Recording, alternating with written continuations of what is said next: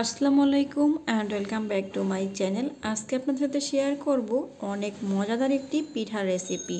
দুধ চিতই পিঠা বানিয়ে দেখাবো খুবই সহজে। আপনারা কিন্তু সিদ্ধ চাউল দিয়ে সহজেই এই পিঠা বানিয়ে ভিজিয়ে কিন্তু খেতে পারেন। আর এই পিঠা খেতে কিন্তু অসম্ভব মজা। যারা দুধ চিতই পিঠা পছন্দ করেন সহজেই কিন্তু বাসায় তৈরি করে এটা খেতে পারেন। চলুন তাহলে রেসিপিটা শুরু করি।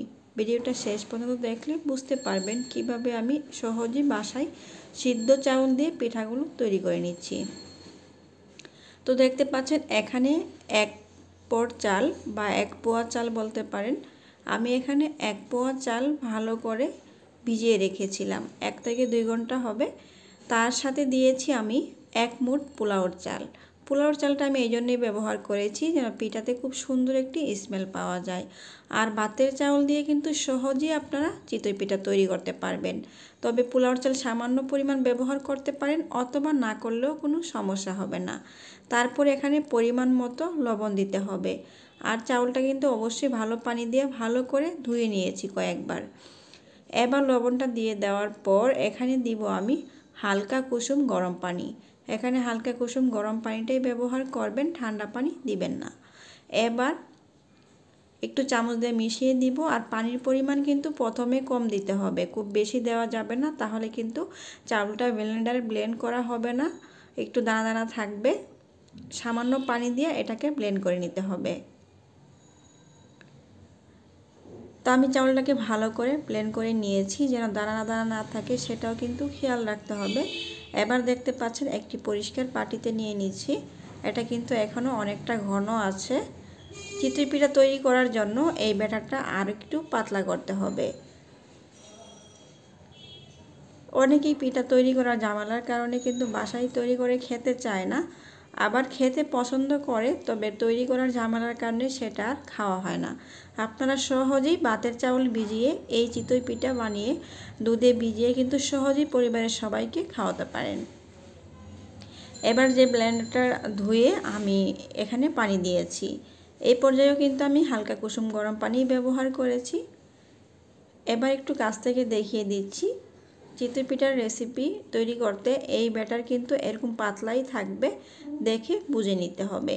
খুব বেশি ঘন হবে না, আবার খুব বেশি পাতলাও হবে না।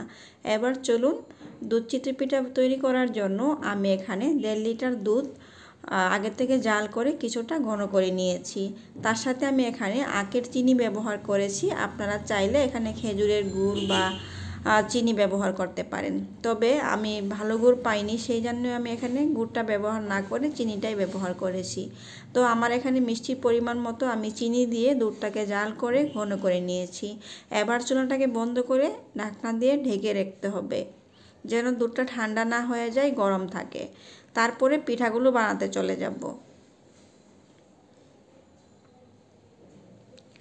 তো আমি এখানে একটা লোহার কড়াইতে পিঠা তৈরি করব। আপনাদের কাছে যদি মাটির তাওয়া থাকে, মাটির কড়াই থাকে, সেটাও করতে পারবেন, বা এরকম পুরাতন লোহার কড়াই থাকলে সেটাও কিন্তু পিঠা তৈরি করা যায়।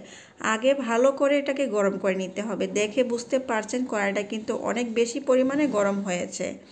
তারপরে এখানে পানি আর সামান্য সাদা তেল মিশিয়ে এটাকে একটা ন্যাকড়া দিয়ে ভালো করে মুছে দিতে হবে। দেখতে পাচ্ছেন আমি কিন্তু একটা পিঠা দিয়ে দিয়েছিলাম, তারপরে ঢাকনা দিয়ে ঢেকে দিয়েছি।